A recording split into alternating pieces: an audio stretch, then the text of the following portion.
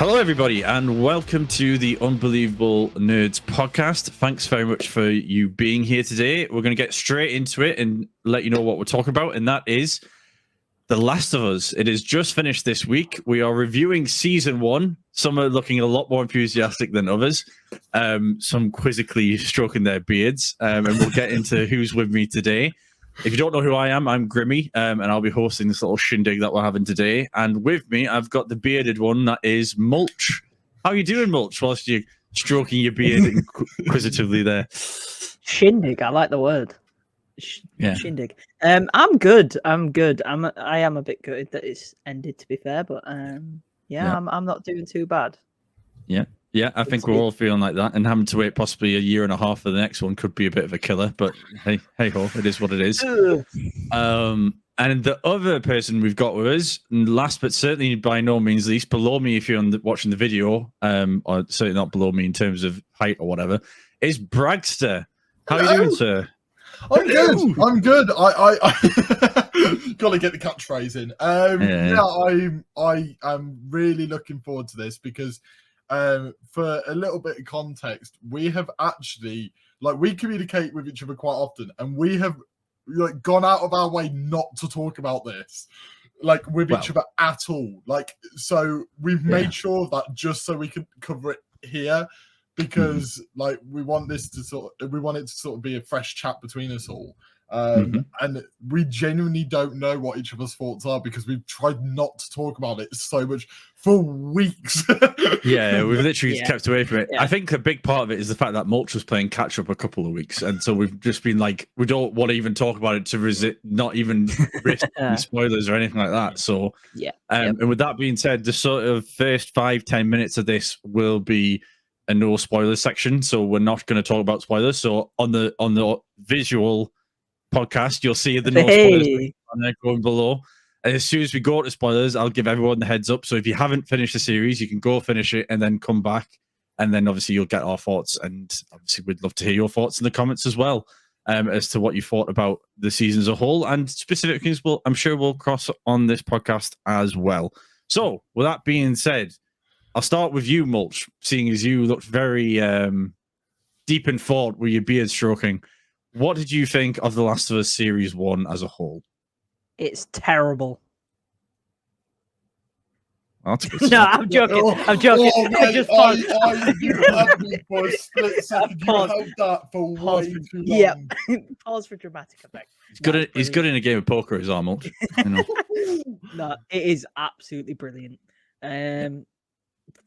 For myself, I have played part of the game, so up to a point, I sort of knew what was going to happen, but then after that, it's all new to me. I'm like, what the heck?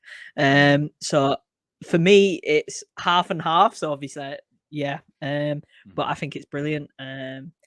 Everything about it, just the fact that they've not really strayed off of what the game was, which I'm very, very happy about because I think the game's storyline is actually brilliant. And if they'd have changed any of it, I think it'd have caused an absolute just riot from everyone. It'd have been volcanic, that riot. Yep. So I'm happy with that. I really enjoyed it. It's just gutting, isn't it, when you're sat there waiting for for the Monday after, and you're like, oh, it's not here. I need to watch it. Come on, hurry up. I really enjoyed it personally. I think I think I know what you guys are going to think, but yeah, for me personally, I did really enjoy it. I'm sure you can probably guess already, but we'll go to Bragster next. What did you think of it, sir? What did you think? I mean, it's quite funny that you say that much because I thought that you were on the same level as me. I've never played the game and I've never watched a playthrough either. Because I was always under the impression if I'm to go through that experience, because I heard The Last of Us was this big experience, right? That you've just got to experience for yourself. So I never wanted to. I wanted to see the game for the first time as me playing it. Then when the show came out, obviously I could have played the game before, but I was like, no, this is the perfect opportunity for me to just go in fresh-eyed and just experience The Last of Us, like they said. And what an experience! It genuinely, it's been a long time since I've watched a show and that's come out week by week and genuinely been excited. Like I could not tell. Like I think my house got sick to death of me going, "It's Last of Us Day, people. It's Last of Us Day." Like it was a constant theme. Like every Monday, I'd wake up and I'd be like, "Right, where am I going to fit The Last of Us in my schedule?" Like it became a thing I had to watch because it. And I think every fan of the show as it went on felt like that. You know, I know we're going to go into more detail, but it just felt like you just couldn't miss a single moment. And it's very rare, I think I feel that in shows. I very much like to watch shows in the background while I'm doing a bit of my work. I couldn't. It was like how people describe like reading a really interesting book of how they just can't pull it down.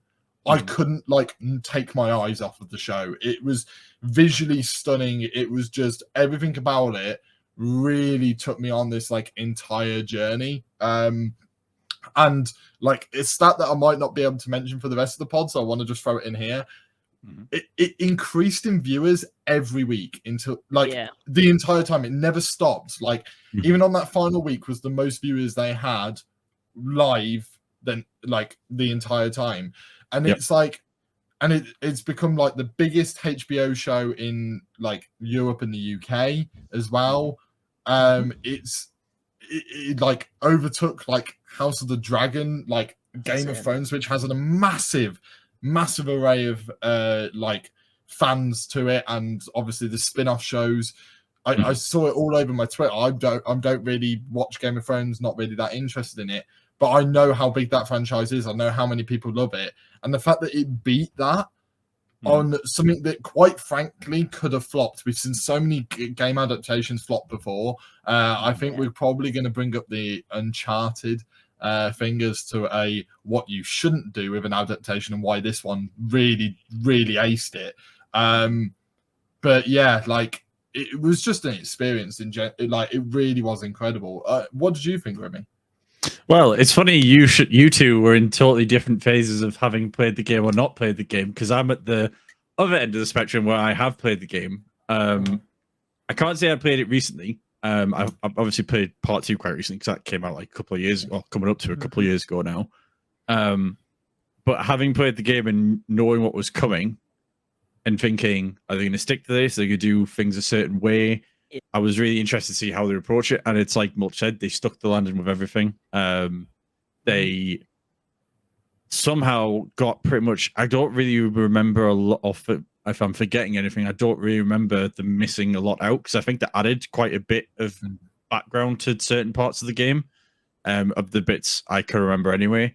And just like things like I mean, we'll get into like favorite episodes and like particular episodes in a bit, but I just think it was a hell of an achievement for them to hit it out the park the way they did, get the performances out of the actors the way they did, who also hadn't played the game, like, and crazy. Never saw anything of it. And it's like, you know, and I know Neil Druckmann, who was one of the 2 people who wrote the game originally, was obviously directing this and like producer on this anyway. So, but obviously wasn't the main component to it at all times. But like, to how they've managed to hit all the marks of it in every, I don't think any episode in my head particularly lagged. I don't think anything was like, right, I'm waiting for them to get to this bit now, because everything was perfectly paced for me. And just sort of like, there's a lot of things to get into. And I thought overall it was brilliant. I think it's probably, I would go as far to say it's probably my favorite series that I can remember watching. Wow. Ever. Wow. I think it's up there for me, but I won't say it's my favorite, but it's up there. I just think it, like, if you could take each episode isolated and it just would, and show it to somebody and say, put that up against any other TV show, whether it's 10 episodes or 20 or 5 or whatever, and just go beat that. And I don't think many would be able to. You might get like the one-off episode at the end of a series where it's like cliffhanger ending, or there's like a big spectacle to it. But like, and I think that's the beauty of The Last of Us at times, is it obviously there is a big spectacle to it, and obviously the characters and obviously how you connect to them.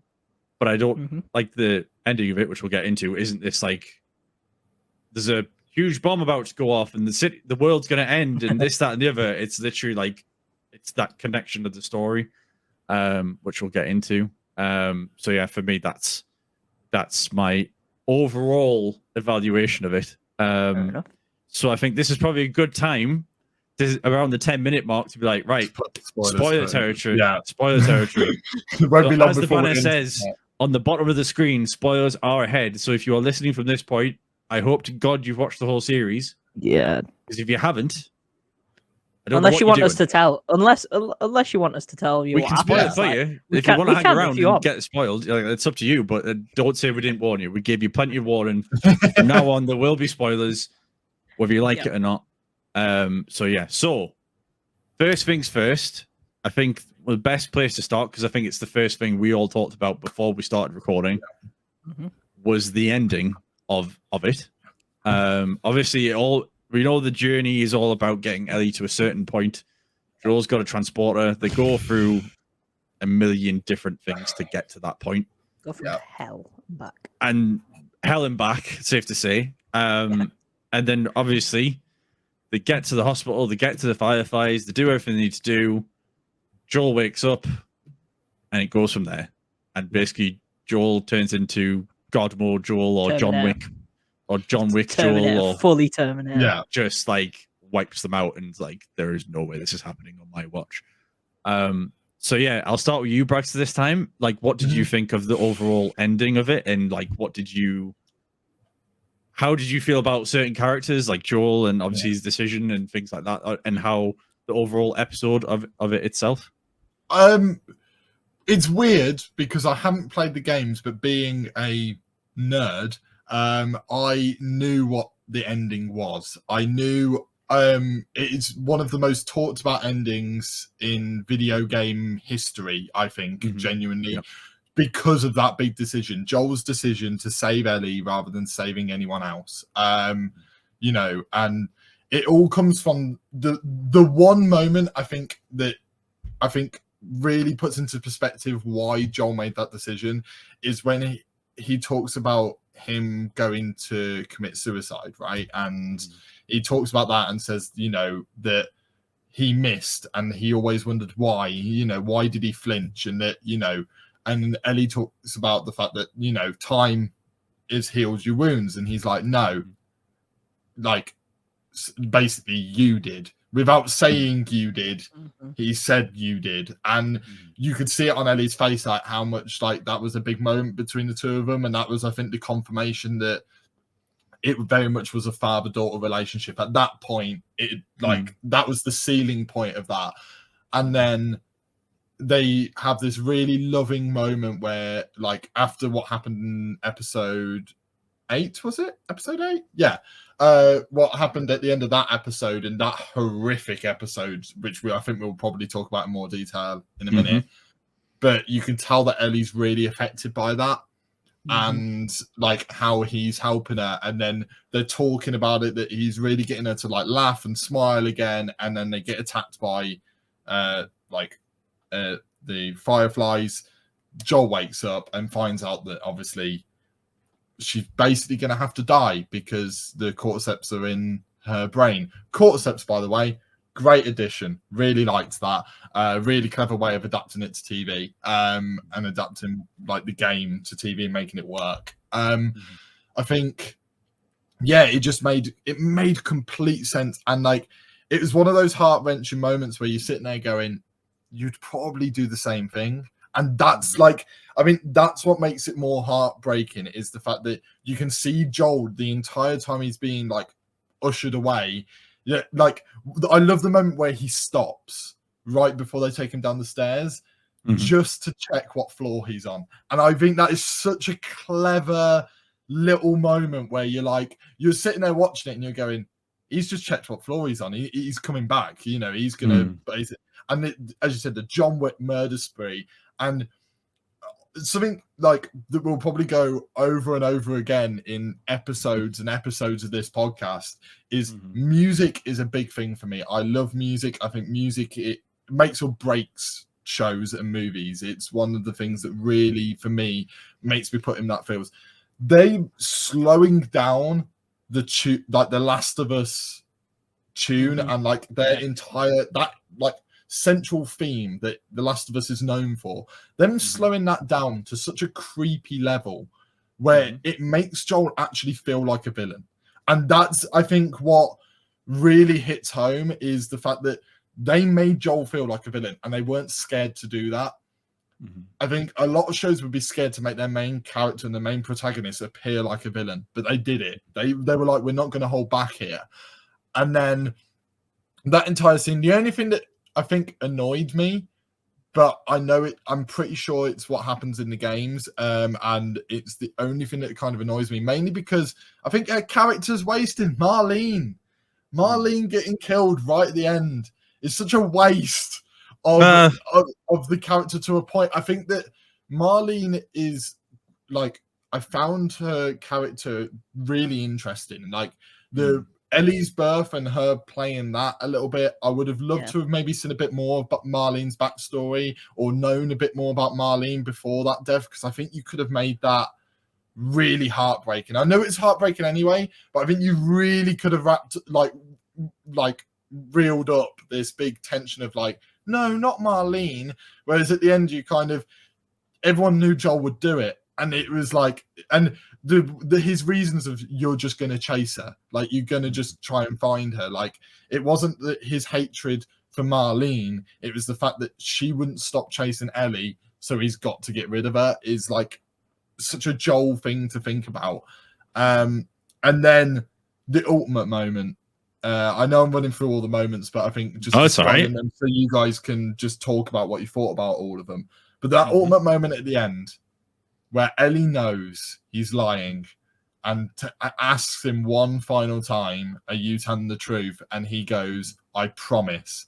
And I love it from like a storyline perspective. I think it works perfectly. And it's like, but all I can think about in my heart at the end of watching it and hearing that like words of I promise was sitting there going, oh, when she finds out, like when he finally tells her the truth, or she finds out the truth, one or the other, that's going to be such a heartbreaking moment between the two of them. You know, their trust had been built up, and obviously Ellie does, you do get that look of Ellie does believe him at the end to a point, but I think it's more of a, you know, when you're like sort of blinded by, you know, your love for a person, where you just you believe them because you love them. That's how I felt Ellie believed, why Ellie believed Joel at the end. It was kind of like, I don't believe you, but I'm going to, because I love you and I trust you. So that moment when she's going to find out, probably in season 2, that for me is, that's going to hurt, that moment. But I really enjoyed the final episode. I just I thought it was just, I mean, it was so fast paced that I think it was probably the episode that flew by the quickest, was that final episode. Because I went into it, and next thing I know, the episode's over, and I was like, you seriously thinking that was 50 minutes? It was, it was really, really good. What did you think, Mulch? I was, when it first happened, I was actually gutted. That's how it ended. Because I'm sat there going, so he's just killed a hell of a lot of people to save her. And I get why he's done it, because obviously it's like, it's now his daughter technically. But it's like, you have just killed so many innocent people for that. Like, and it's like, when he shoots the doctor, I'm like, right, this is a bit mad now. Like, this is a bit crazy. I was literally sat there and went, you're not gonna end it like that. Yep, you've ended it like that, right? Okay, cool. So for me, I feel like there could have been a little bit more character development. I've read a few things up about how they have actually even for me, before I read this stuff, I felt like the episode was rushed. I don't know why. It just felt rushed to me.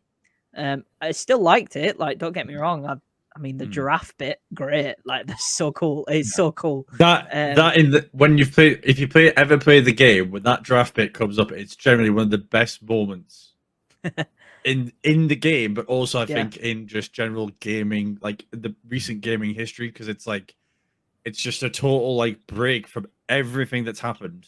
Yeah, and it's just like a moment of relief, and it's a bit of calm and like nicety to a game where a lot of horrible stuff happens to these two people, and it's like them two having this sort of like final moment before obviously they go do what they need to go do. So yeah, like that reflects it pretty well, I think. Yeah, definitely. And I think Bragster mentioned the whole thing about how he mentions she says time heals. And he's like, no, it doesn't. I noticed that. I was like, he's really like, you can tell that he's really taken to her, and she's taken to him. Like, I can't remember which episode it is. I think it might be 6, where she's like, everyone's died that I know. Don't say I'll be safer with someone else. I'll just be more scared. It shows that she actually really does want to be with him, and like sort of wants him to protect her.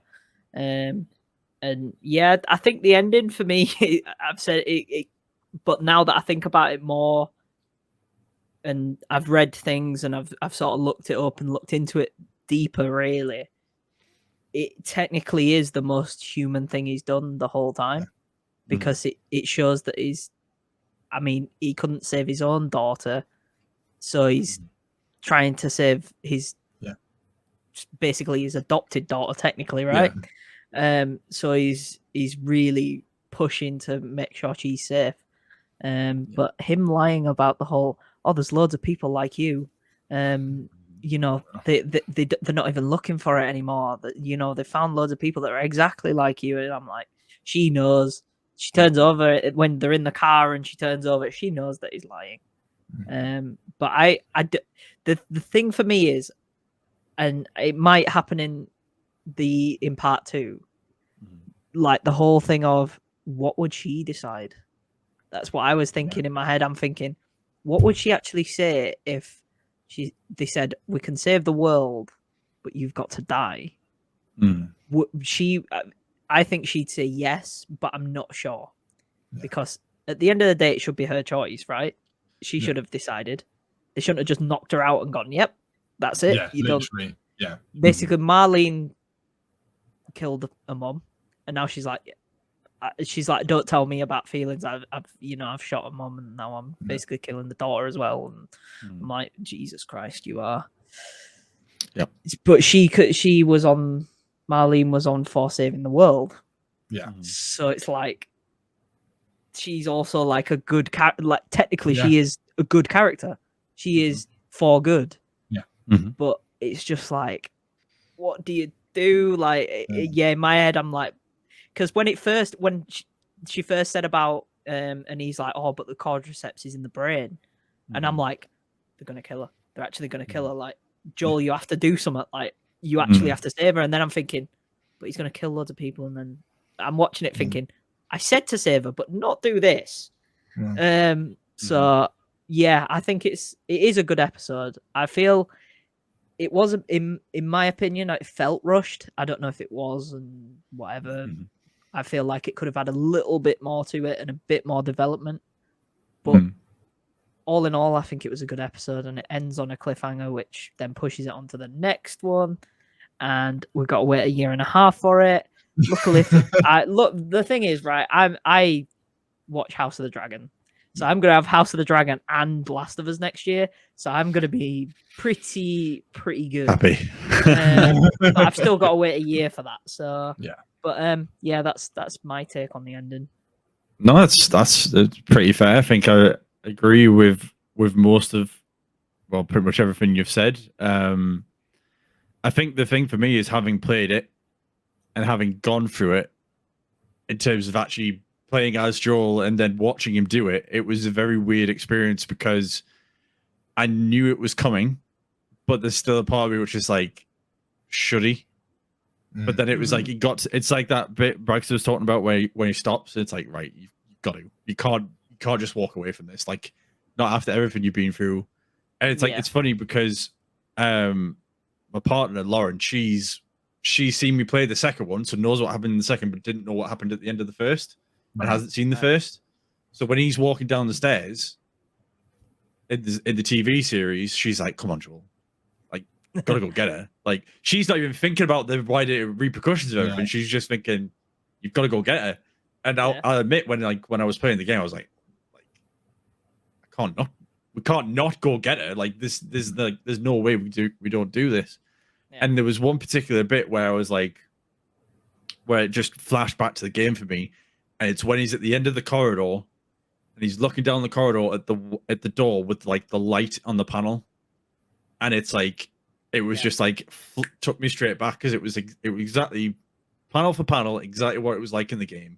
And it's when he pushes it open and you see her on the table and there's the doctor and the surgeons, and it's like, Jesus Christ, this is like exactly what it's like. It was like just feeling it all over again. And I just thought it was brilliant in terms of like whether I agree with what he did. I mean, it's like, I think Bragster said it before, but I would have done the exact same thing, because it would have been like, if that was like my second chance, I don't care. There's towns and people are thriving at the minute, and like people are dealing with the clickers as they are. Yes, it might bring a cure, but it also might not. Which is a whole thing. Is this one guy is telling us all he can do it?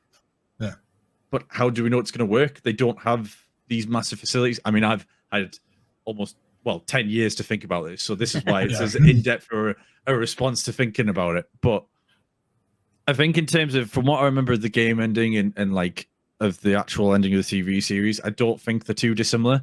I think after the David episode, where obviously she escapes that group and everything that they do, it's pretty, they're going across the country. There isn't a lot more to it. It is them just going back to the Fireflies and doing what they need to do, and then Joel carrying out what he needs to do. So yeah, I got the feeling it was a little bit rushed, but I didn't feel like it was too rushed in my opinion, because the only thing I felt early on in the series was that there wasn't enough they weren't really developing them clicking together and then like becoming that sort of partnership.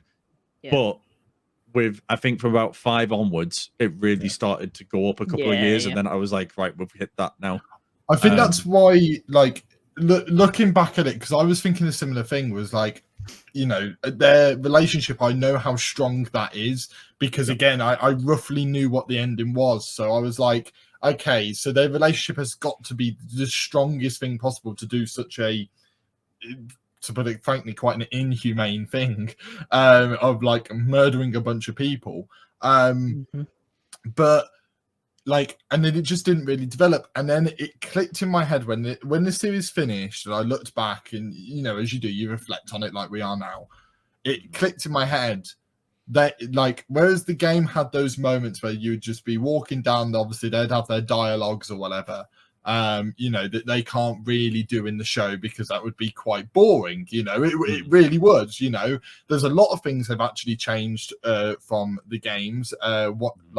I think quite a big one was the Raiders and stuff that I think follow them a lot during the game, just aren't in the show because they just felt that it just didn't need it. There was enough there, but obviously the game needs it for the amount to fill the amount of hours and to keep the action and stuff there. Absolutely. But I think what they used actually really well was, if like when you look back at the episodes and what happened in them and the developments, it was always something traumatic.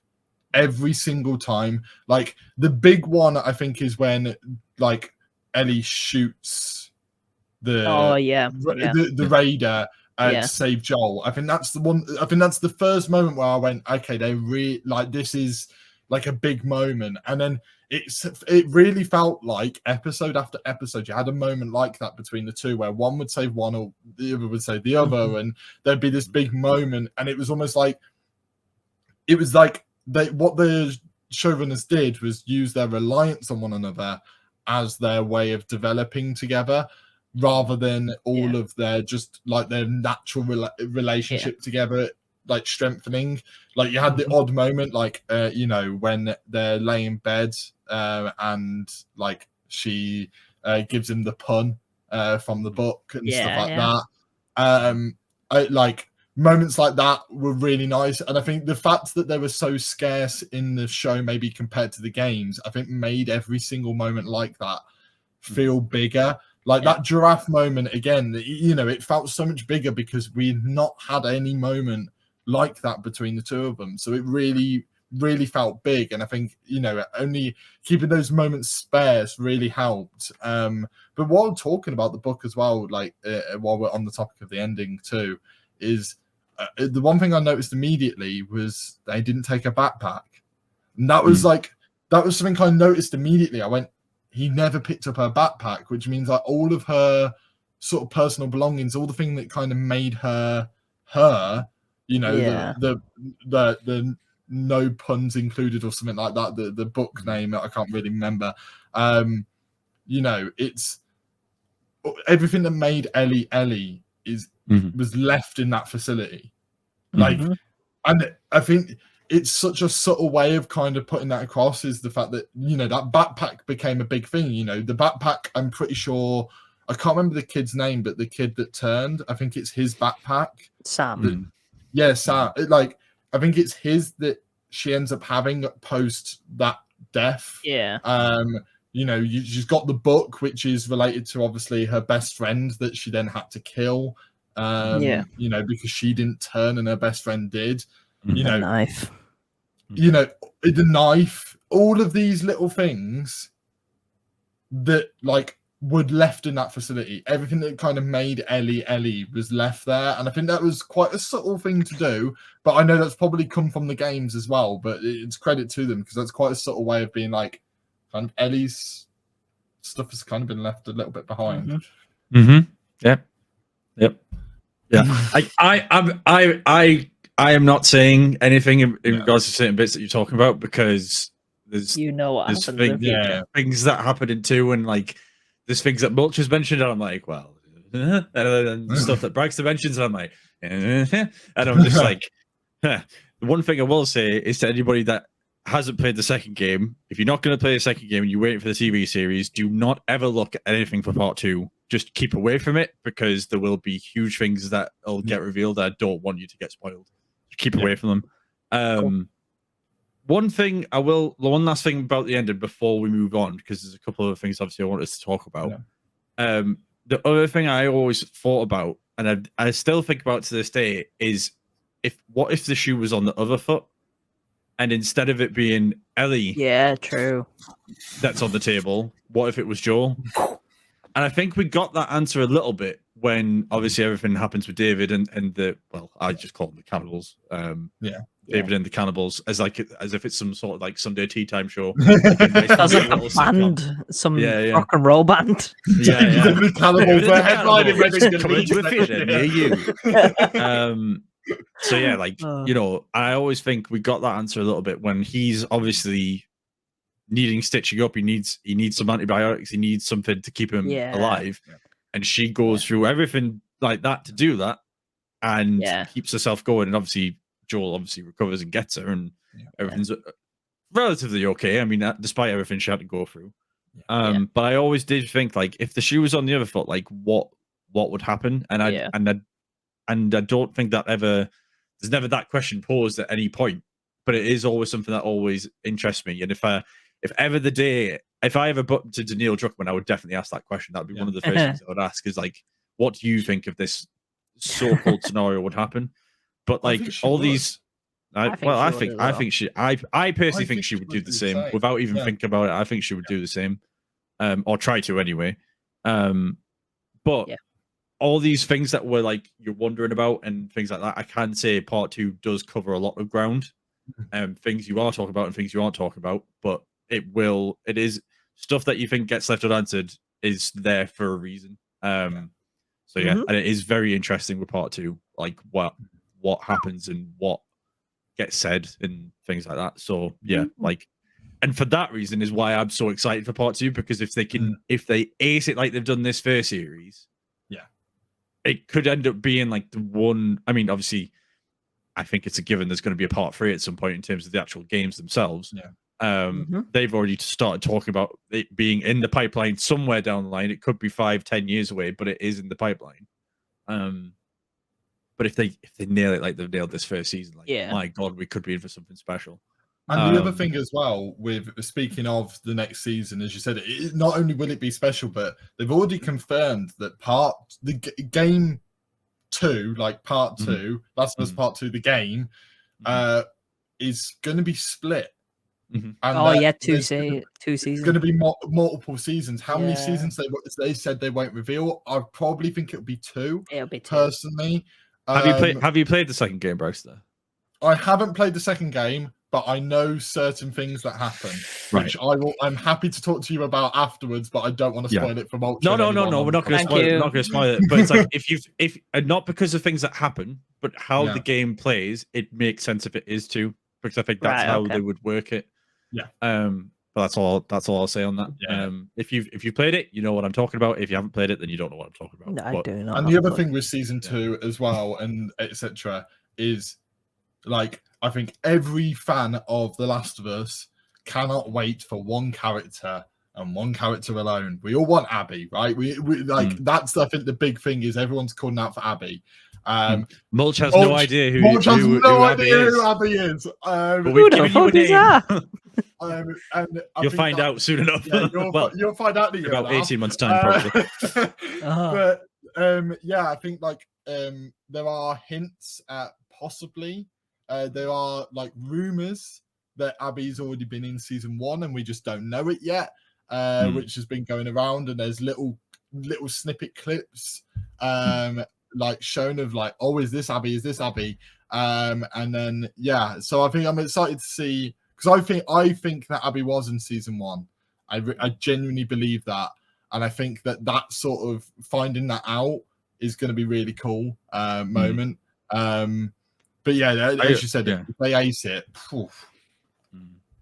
Like if they do, so good.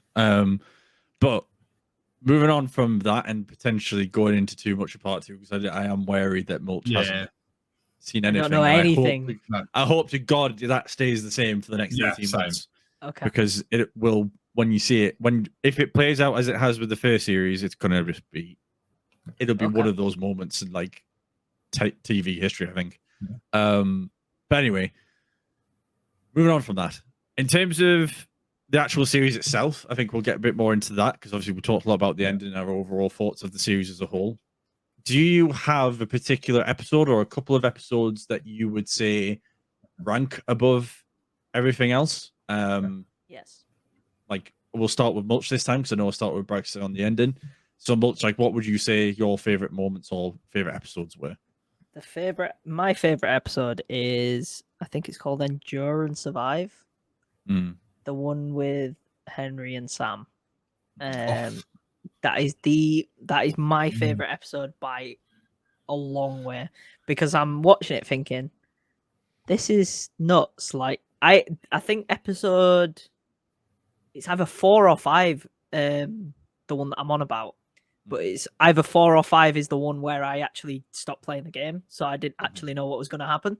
Yeah. So the whole thing at the end of that episode where he turns and then he shoots him and then shoots himself, I'm like, what in the hell is happening? But yeah, I think that is my favorite episode by far, just because of the actual shock factor of, because I'm pretty sure that one starts with them crashing into the building, right? Then Ellie kills the guy to save Joel, and then they somehow like work the way around, and then they come across, or is this the episode before that? I think that's the episode before that. That's the episode before. So I think it's both of them episodes together. I think you put them two together. I think it's the second half of that episode where they crash in the building and it all goes like that, and then the whole episode with Henry and Sam. I think that whole 1.5 episode, that it just wow, just ridiculous. But I was like thinking, oh, Henry and Sam, they're gonna help him get to the Fireflies, and they're gonna be like this big team, and Ellie's gonna speak to Sam, and they're gonna become big friends, and then bang, and I'm like, oh, why you do this to me? So yeah. Oh, trust me, when you play the game and you go through that, it's like, why? I remember playing that the first time and having to put the controller down because I was just like, I cannot right now. And literally the next couple of days, I was just like, all I could think about was Henry and Sam, and I was just like, this won't get out of my head. And when I watched that episode, because it's funny because you talk about those episodes back to back, but I actually watched them together in like one long sitting, and like I'm not ashamed to say at the end of that episode when Henry and Sam go, I cried. Tears were coming out of me like a friggin' running tap. It was like I was an emotional wreck. It was so well done. And I 100% understand why that would be your number one pick, Mulch, to be honest. Yeah, I for somebody who I think it is episode 4 where I don't know what's going to happen. I think that what added to it for me, the fact that I did not actually have a clue that this was going to happen, and I was like ready to get like super attached to these characters. I'm like, yes, more characters to the storyline. Oh, no, I've got to. Really, but yeah, that for me, just wow. Like they wrote like that is bang on the game. Like because to be honest, after each episode, I do keep looking and going, how close were they to the game? You know, just so that I can. That is literally like bang on. Like even some of the lines are like exactly how it was said in the game. And that I was just like, wow, that is ridiculous. And one, sorry, go on. That I was just going to say that's the one where the whole bloater as well, where you see that big, the big guy just go boom, and you're gonna die. Yanks the head off, gone. That is like ridiculous. And as a fan of Game of Thrones, ripping heads off, I'm all for used it. to it. Yeah. I know. I was just gonna say, like, there was one little detail that I got told about recently, both about the section of the game and that part of the episode when obviously the kid turns, is that he sat facing the window so that when Ellie wakes up, he won't know she's woke up and she can get out, so he won't attack her. And I was just like, when I heard that, I was like, oh my god, like Jesus wept, like what are you doing, why? And then I was just like, and then when I watched, because I was like, did he do that? And I was like, I watched it back and I went, my god, he did. And then I had to I watched the whole conversation of him writing everything down. I was like, what's it like to turn out? I was just like welling up again. I was like, I can't do this. Can't watch this again. Like, I can't do it. And I was just like, oh man, like, like it was a brilliant episode that. Like all of them were really. But Bragster, what would you say your favorite one was? To be honest with you, that one unlocked a memory in my head because I had like, I know this is gonna sound really weird, but I kind of like not forgotten, but you know, like out of all like my best moments in my head, it didn't even cross my mind. And then that is such an incredible episode, and it didn't even cross my mind when I thought about it. Like a special mention to the part in the episode, the child clicker going through the car, one of the most tense sequences I've ever watched. Ever hated everything about it, but in the best way possible. Like it is just so good. It's so well done. When you said like best episodes, there were two that came to mind. I think the one is really obvious, and I can't remember their names, but the couple, and you spend the entire like episode with them two in their own little village, going across their own little journey. And the moment at the end where they decide to both die together, and then Joel finds out, and it was like the first time really that you saw a bit of emotion from Joel, because like when Tess died, he didn't really show that emotion. Whereas this was a moment where he really got that emotion across. And I mean, we're going to like the acting. Bella Ramsey, give her a bloody Emmy now. Just she's getting one. She'll get one. I'm telling you now. Because that when she's reading the letter and she goes, hey, it was one of the funniest things. It shouldn't be so funny, but it is really hilarious. Like the delivery is spot on. But that episode for me is top tier. Like really is another level. Then like while it's in my head, a moment that I just remembered was Tess's death. I've watched the game version afterwards because I knew I heard everyone say it was a drastic change. I watched the game version. I've watched the TV show version. I'm just gonna stick my neck out on the line. I think the TV show version is better. I think the death. Ooh, that's a tick. I think that like. I haven't played the game, so I might have not maybe gotten the full context and all of that to it. But I just think that like that moment where she's getting approached like by one of the, I don't think that one's a clicker, is it? I can't remember the name of that one that doesn't. I think it is. I think it is clicker. So the clicker approaches her, and that moment where you know something it's going to happen. And it's so awkward and horrible, but again, in the best way possible. It's so good. And then I just realized what you're talking about. Yeah. It makes me feel funny. It's so tense, and I think it's so good. And then the other episode for me, I mean, is the we've already touched upon it, the cannibals episode. I think that's ridiculous. Is again one of the most one of the hardest hours of TV I've had to watch. For the pure tension in that and knowing everything, because obviously they reveal the cannibals thing and you kind of know that, and it's hinted at quite a bit. And then how sadistic it comes across, and it comes across more sadistic as time goes on. And then the bit at the end that is so hard to watch because you know how hard that would be for Ellie, and like obviously you connect with Ellie so much across it. And the bit afterwards, like the baby girl, I've read up on the baby girl thing, and that's what he called Sarah.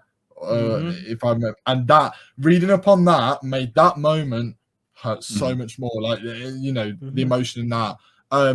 But if I'm to talk about moment, because I've all these like best episodes and stuff, I'm like, yeah, sure, this is like why those two are probably my favorites. But for me, the best moment is when Joel collapses. That is one of the most. That's where I cried, because it was like you had gone through all the flashbacks of like. Her like that sequence where you've got Joel collapsing, and then you've got the whole backstory as to why she can't just leave Joel, like why she won't leave the house is because of obviously what happened with her best friend, and you start to notice all of that, and then cutting back to her saving Joel, and the music and stuff is so beautiful. That is like probably my favorite moment, just because I just felt that emotion. I really got attached to their relationship, and like I did not expect Joel to collapse. Like it caught me so off guard. I was like, oh my god, like I didn't know what was going to happen next. I really didn't. And I was like, and I was sitting there going, they don't, do they? No. And then I remembered the trailer and remembered that there were bits that I hadn't seen yet with Joel, and I was like, okay, we can relax, we're going to be fine. But there was a moment I was like, I got into like proper research mode on like Twitter of like searching through comments to be like, is he gone? Is this really how it's going to happen? And I got really tense. And then I thought again, he was dead. Yeah, I was close to thinking it. And then a subtle moment that I do want to point out, because I am conscious of time, is the Never Let Me Down Again song. Whoever came up with that, you're geniuses. Absolute geniuses, because there are layers and layers to that song being used throughout this entire season. The fact that it comes up on the radio in that, I think it's the end of the first episode, isn't it? It comes up on the radio. And I remember hearing like people say like, trust me, that has more meaning than you think. And then it's like, I'm riding with my best friend in like the car or whatever, and like we're flying away, and then finding out the story of the couple and realizing that they played that song to basically say we're dead, we died together, is one of the most heartbreaking realizations I have ever had. Realizing that song was completely used because that was their way of saying we're dead, we're you know, we're gone, you know, we passed away, sort of thing. And I was like, the realization of that was just heartbreaking. And then the evil buggers used it again when Joel collapsed, and that sent me, because I'd already made that, I made that connection earlier on with that, and then hearing that song again and going, oh my god, like best friends like Ellie and Joel, and it sent me, completely sent me. Tears. Yeah, I was gone. Awesome. What about you, Grim? Not that you were crying, but awesome that obviously you enjoyed it so much. I mean, it's difficult for me to pick just one. I know you've got a couple of Bragster and Mulch. Obviously, you've picked out the Henry one and the prior one to that connecting together. But like for me, there's like 3 or 4 just above everything else, and I think it's the Henry episode, a Henry and Sam episode. It's the David and the Cannibals episode. It's the couple in the 3rd episode. And I really enjoyed the 1st episode because they put so much background into it that it mixed really well when it started to kick off. Because there was that eeriness of, you know, it's coming, and you see police cars rushing by when she goes to get the watch fixed, and all those different things. And then there's like, speaking of like, we've mentioned a few sequences which are just like the game, but like when Joel gets back to her and puts her in the car, and it's like they're driving past the fields and they're trying to find other routes, and then they drive past the burning house and drive past the family and all that stuff. Like, and then obviously everything that happens with Sarah.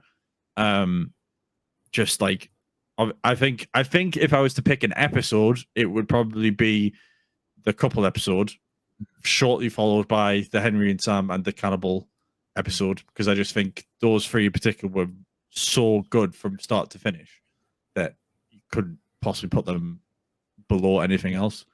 But like, there's just so many things where like they followed the games perfectly, and it didn't knock the TV part of it out. Like that opening sequence of them going through and then getting into the town and everything just going absolutely crazy. And then them having to void clickers and all that stuff, to then finding out about the couple and all this backstory to it, and Nick Offerman's performance as Bill. Is it Bill, I believe? Bill, yeah. Bill. His performance in that, if that doesn't get a nomination for just one episode or whatever, I don't know what gets you a nomination, because I think he was brilliant in that. Ironically, I know like Nick Offerman most for Ron Swanson, right? Yeah. I know him most for Parks and Rec, Ron Swanson. To see that performance from what I have associated with Ron Swanson ever since I've watched Parks and Rec it really got to me, because I was like, you know, you associate someone with like that comedy aspect, and then to see them in such a serious role and ace it like he did, as you said, was just another level. Yeah, I think that's probably the thing that was most different to the game, because there is a big chunk of it where you are talking to Bill and obviously doing things with Bill as Joel. So that's probably the biggest divergence. But the way they did it was just so well done and beautifully told, in terms of that story of that couple and them meeting and then going through everything that they did, and then them being rolled together and then them deciding to go together, was just, honestly, like, if that episode doesn't earn at least 15 Golden Globes or whatever it needs to get, I don't know what it does. I was going to mention the Grammys. Grammys isn't even like a TV thing; it's a music thing. But sod it, just give them it. But yeah, but But yeah, I think like from top to bottom, the series itself was just amazing, and the fact that they stuck so closely to everything is another achievement to itself. Because I know we've said about obviously other games that have been adapted, like obviously Uncharted and things like that. But when they said the Last of Us TV series was coming, I was like, I don't know if I want to watch this. Yeah. But then when they put the people who were involved in, like the likes of Pedro Pascal, Bella Ramsey, Nick Offerman, and people like that, and then the fact that one of the game creators was working on it from the beginning, I was like, I think we might be okay here. But for it to have exceeded even my expectations of what it could be is just amazing. So if you can't tell after 55 minutes of us talking about this, we really enjoyed it. So the last thing I want us to do is give it a rating, whether it's out of 5 or 10, or you can give it a decimal point if you want. Right. So what we need right now then is we need a rating scale of what we're gonna rate stuff in future as well. Yeah. And we need to stick to it. Out of 10. 10. Yeah, 10. Right. Yeah. So 0 being unacceptable to 10 being unbelievable. Yeah. So I would comfortably say, for me, it's easily like a 9.8. I think it's amazing. 4. There's only like one or two little, and it's me being the pickiest of all picky mother truckers that would knock it down a couple of notches. Because nothing is, in my eyes, nothing can be perfect. Yeah. I'm gonna go 9.1. Nice. I think I might do it genuinely because I think I am.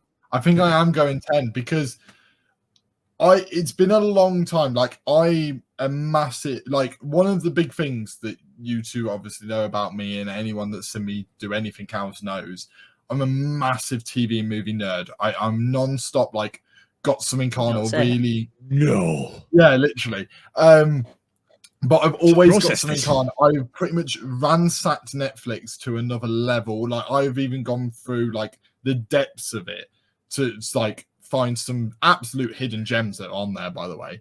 But it's like future video idea.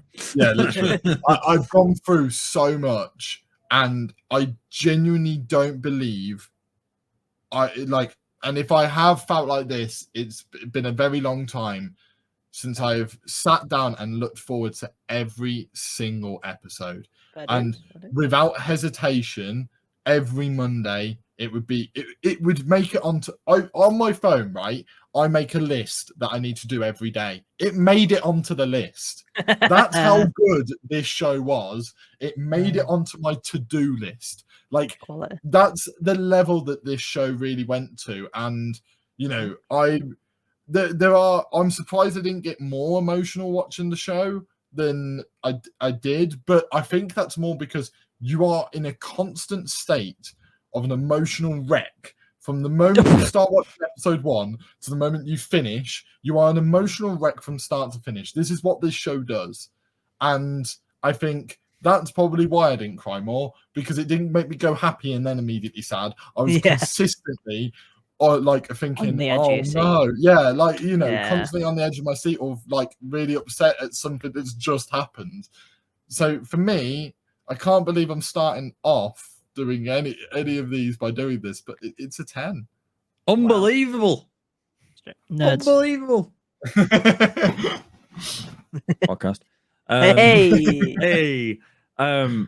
But yeah, I mean, it's a good place to start, really, isn't it? Last of Us is not a bad place to have to review on your first episode of a podcast, so it's not a bad place at all.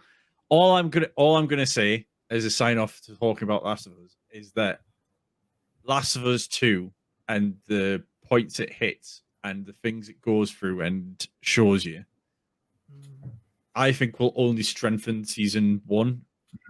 Because when I played part 2 and I went back to part 1 to play it again, and seeing what happens and the conversations and all the context and obviously following the route they go, it just made me appreciate part 1 even more. And that's not because I disliked part 2 more than part 1 or anything like that. It's just the story of the two things combined is just incredible. And it's like when people say they can't wait for part 2, I'm just like, you ain't effing ready for part 2, my friend, because it's just so like yeah, your mind will be blown at certain points, a lot of points, I think. So yeah, like it's and that's the thing as well. It's like as soon as I finish part 1, and it's like when he says I promise and it cuts, I'm like, oh, I need part 2 now. Like I need it now. Like I just need it. I need it to like arrive now. And I think that's very much the impression you two guys have given me as well, which is great. So yeah, like I think that's a very good point to leave it at. So we all loved it. Obviously let us know in the comments. If you enjoyed it as well. Favorite Don't forget to like favorite episode, rating, all that stuff. Like tell us everything you thought about it. If it's a paragraph, we will read it. If it's a dissertation, I will read it and print it off and probably put it up on the wall behind me. It'll be the first thing I put up on this wall. It'll be a dissertation of someone's YouTube comment. Nice. And yeah, so yeah, like, share, and subscribe, all that stuff. If you're listening on the podcast, don't forget to follow, because obviously we'll be doing more stuff like this in the coming weeks. And obviously leave us a rating, because following and rating and leaving a nice comment are apparently really big things in the algorithm. So who knew? Sweet. So yeah, let's see what happens with that. But yeah, thanks very much for your time. I'll let these two say bye, and then we'll see you on the next one, guys. Thanks very much. Bye. We'll see you all soon. Bye. Bye.